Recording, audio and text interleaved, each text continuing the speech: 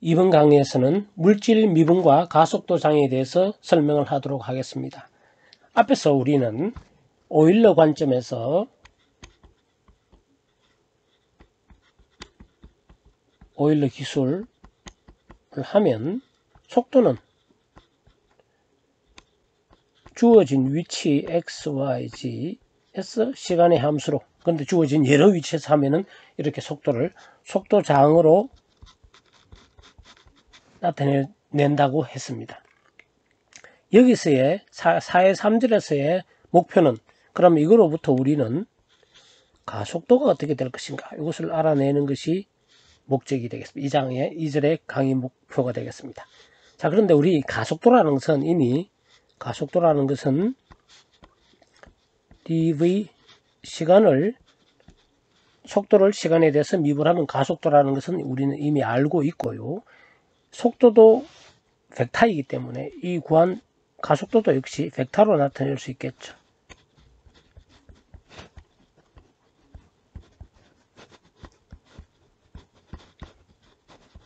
이렇게 나타낼 수가 있게 되겠고, 자, 속도장이 주어졌을 때 바로 이것을 미분하면은 가속도를 구할 수 있지만, 이거 자체로 벡터로 하면 어렵고, 우리 각 성분별로 우리가 AX, AY, AZ 따로따로 나누어서 우리가 한번 살펴보도록 하겠습니다.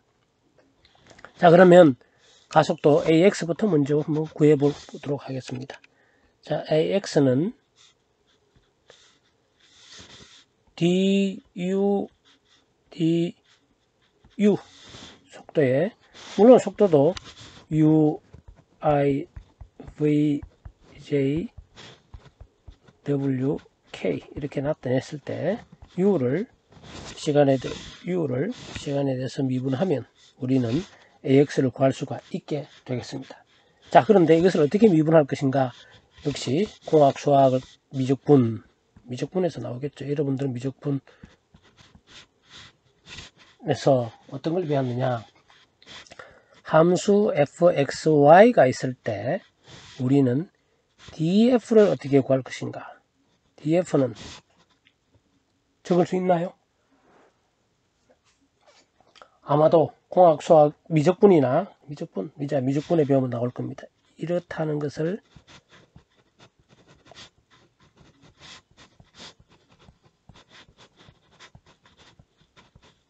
x에 대해서 편미분하고 dx, y에 대해서 편미분하고 dy, 이거 자체가 이렇게 된다는 것을 모르면은 뭐 더 이상 진행할 수가 없고, 미적분을 다시 참조해 보시고, 공학, 수학에서 다시 배우는지 모르겠습니다만 일단 여러분들은 미적분에서 한번 배웠을 겁니다. 자, 그럼 이것을 이용해서 우리가 할 수가 있습니다. 그러면은 지금은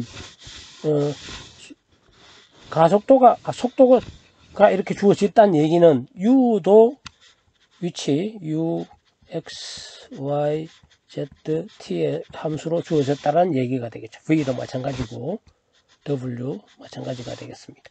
자, 이걸로부터 우리가 어떻게 얘기를 할 수가 있느냐? du를 적을 수가 있겠죠.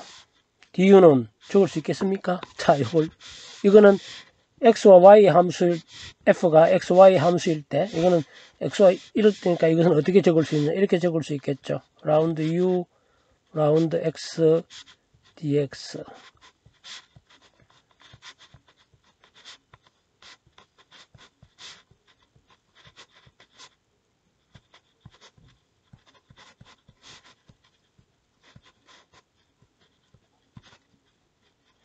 이렇게 적을 수가 있겠습니다.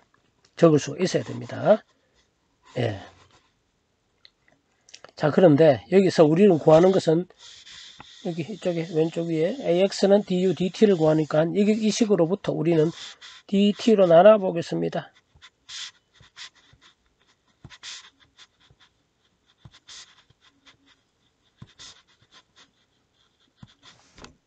이거 없어지네요.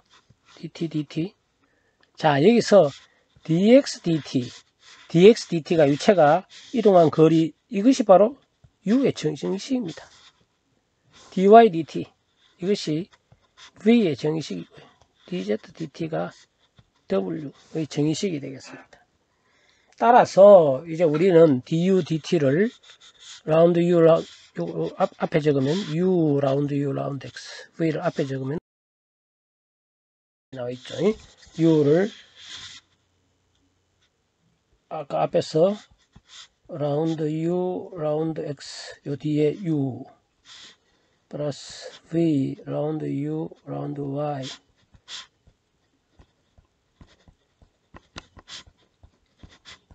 이렇게 적을 수 있겠죠. 아까 요 부분이 dx 있는 것이 u가 dx dt 이것이 u가 되고 이쪽에 dy dt가 v 여기 dz dt가 w 그다음에 제일 마지막에 이렇게 되어 있는 것이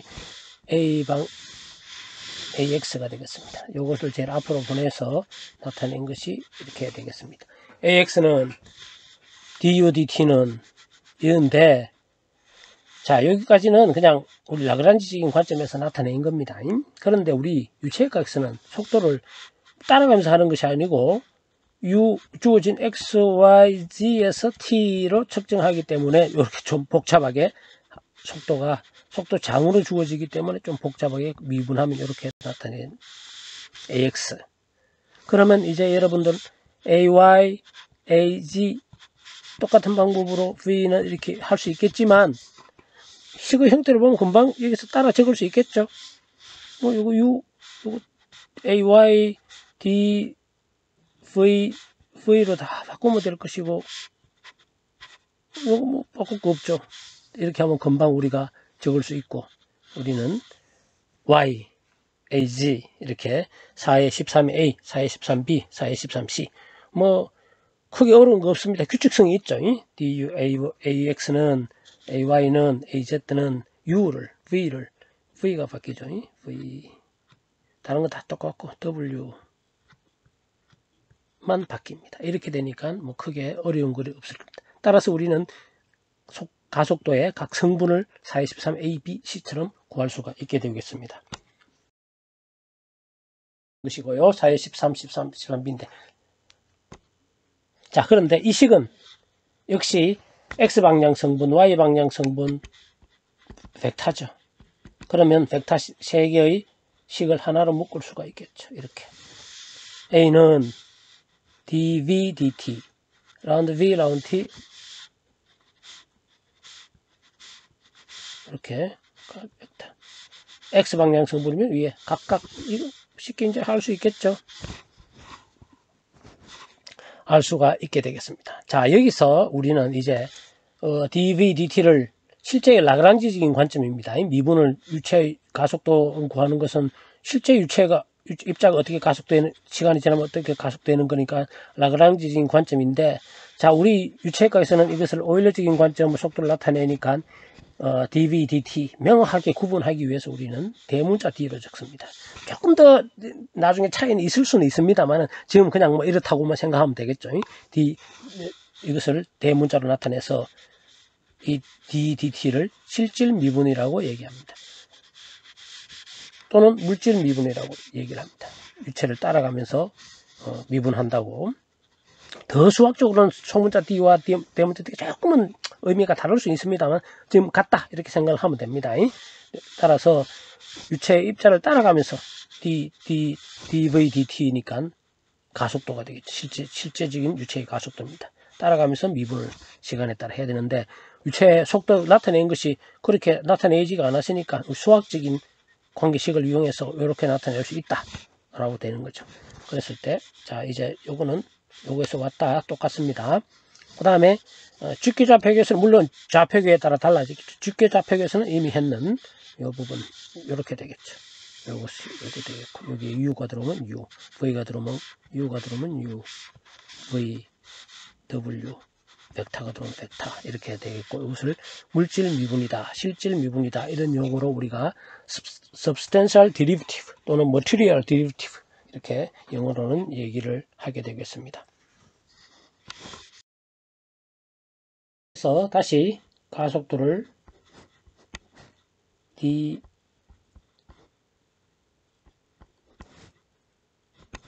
이렇게 여러분들은 이제 한번 들어도 쉽게 적을 수가 있겠죠. 아마도.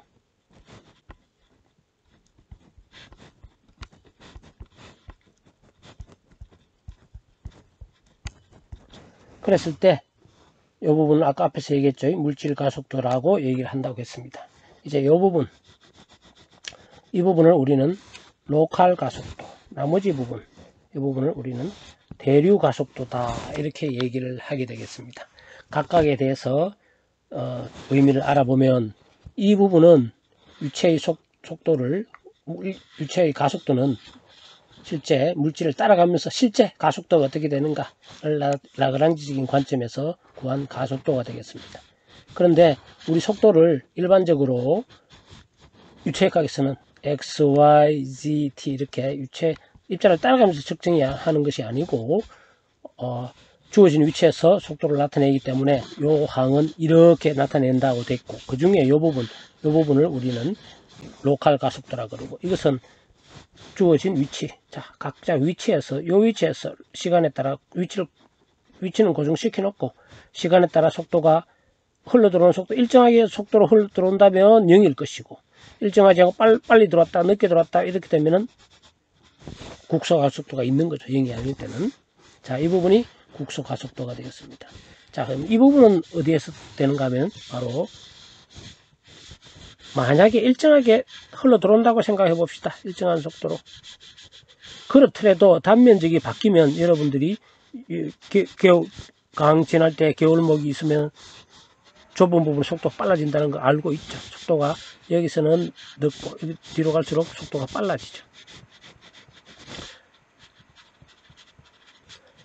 자, 이렇게 되는데 이 유체 입자를 보면은 위치가 지남에 따라서 속도가 빨라지겠죠. 즉 각 위치에 따라 속도는 실제로는 속도가 달라지겠습니다. 이 위치에서는 주어진 위치에서 속도가 변하지 않더라도 이 위치에 따라서는 속도가 지나가면서 빨라지는 가속도 생기는 거죠. 그와 같은 성질이 바로 이 뒷부분이 되겠습니다. 이 부분을 우리는 대류 가속도다라고 이야기를 하게 되겠습니다. 자, 먼저 예제 사의 1을 한번 살펴보도록 하겠습니다. 속도장이 다음처럼 주어질 때 x = 0.2, y = 0.3에서 가속도를 구하라. xy 단위는 메타이고 속도의 단위는 메타 퍼 s이다. 뭐 이런 거 단위는 신경 쓰지 말고 주어진 식만 가지고 우리가 한번 살펴보도록 하겠습니다. 주어져 있는 것이 속도장이 주어져 있죠. 자, xy니까 2차원으로 나타낸 거겠죠. v가 x, y, z, t인데 지금 현재 xy만, 그러니까 이것도 함수도 아니고 이것도 함수도 아니라는 얘기죠. 이 얘기는 무슨 얘기입니까? 특히 이 부분이 없다는 얘기는 정상유동이라는 얘기. 시간에 따라 안 바뀌는 유동이라는 뜻입니다. 정상유동이다. 그랬을 때 가속도를 구하라는데 벡터로 전체로 하려면 힘듭니다. 여러분들 항상 앞에 처음에 우리가 유도할 때와 마찬가지로 따로 하면 좋습니다. 자, 이것이 뭐야? u. 이것이 v가 되겠죠. 그러면은 먼저 가속도 ax는 어떻게 된다? du dt. 자, 그런데 u가 2x 플러스 1이네요. t가 없네요. t가 없으니까 이거는 0이다? 아니다 이거죠. 이러면 안 됩니다. 이거는 유체 입자를 따라가면서 측정했을 때 그렇게 될지 몰라. 어쨌든 이제 이거는 유체 입자를 고체 따라가면서 시간에 따라 안 바뀔 때는 0이지만 우리는 이 속도를 그렇게 측정하는 게 아니죠. 주어진 위치에서 지나가는데 여기서 속도랑 이 유체 속도는 다르다는 얘기죠. 지나가면서 속도는 빨라지겠죠. 이와 같으면. 이렇게 하면은 안 된다 이거죠. 오히려 이 속도는 오일로 나타냈을 때는 어떻게 한다? 이것은 라운드 U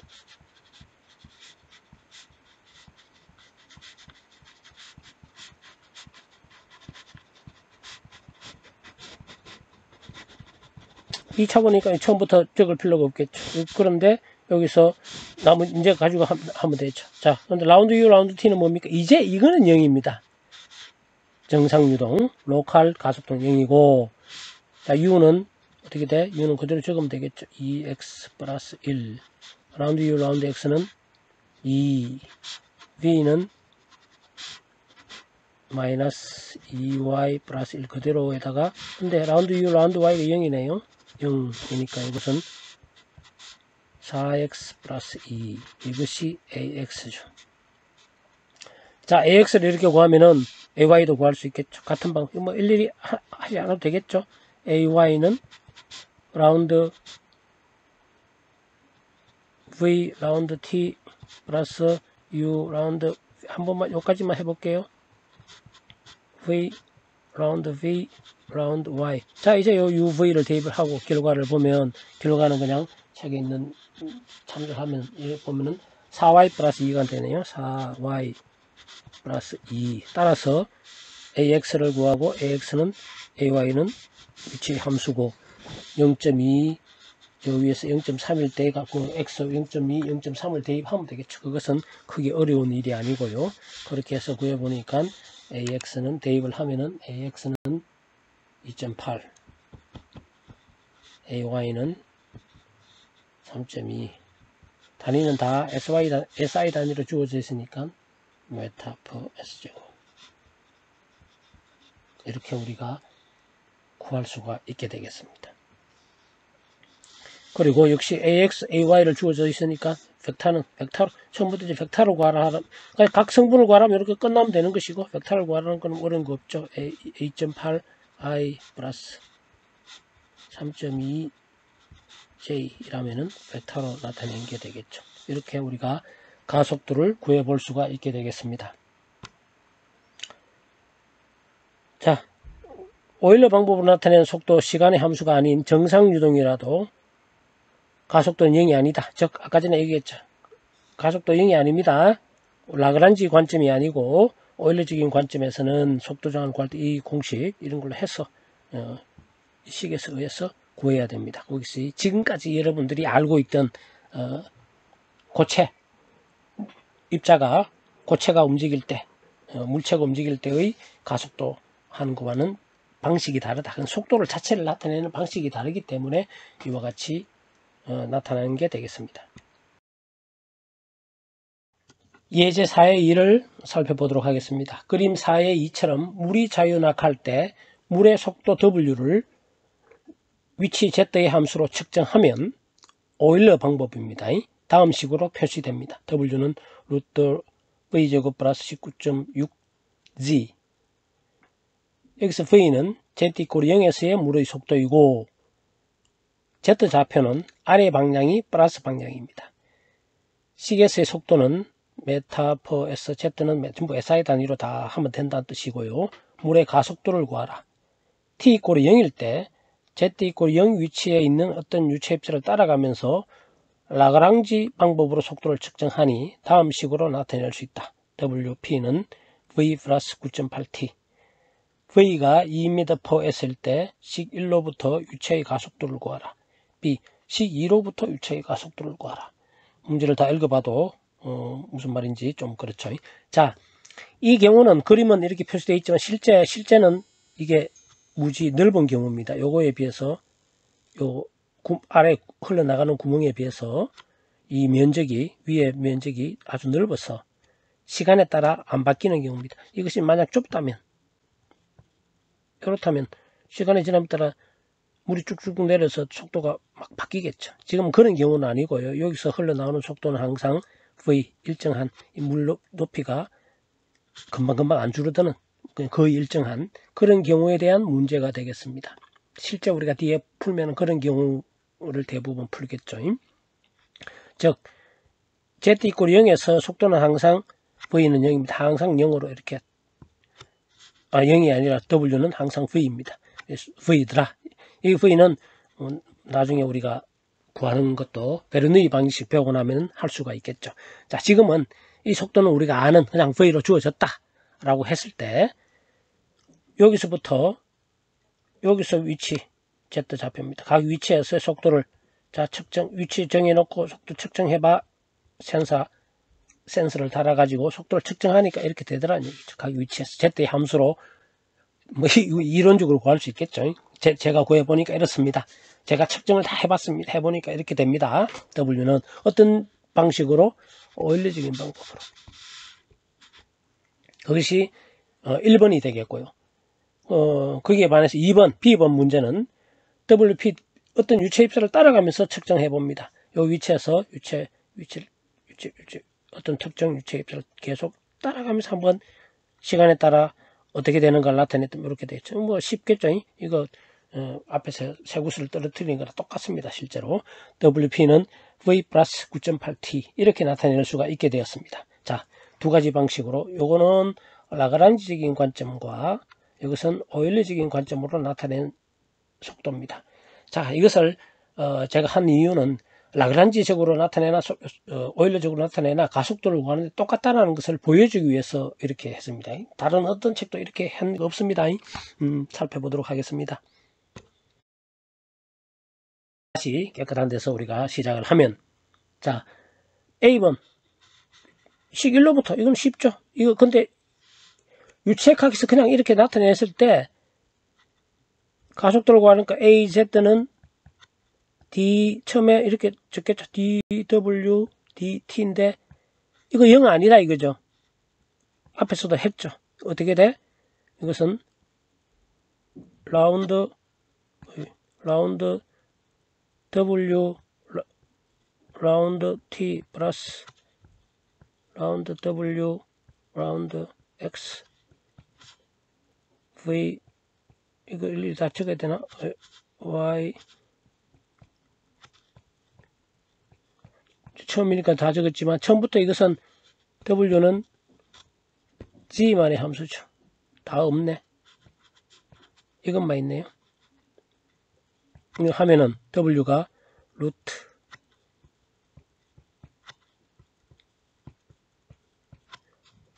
미분하면 2루트 V제곱 플러스 19.6G 분의 앞에 19.6이 있으니까 19.6 이렇게 되겠네요. 이렇게 하니까 9.8 S제곱으로 나와집니다. 그것은 이 일식에서부터 구하는 거고. 자, B번. 식 2로부터 유체.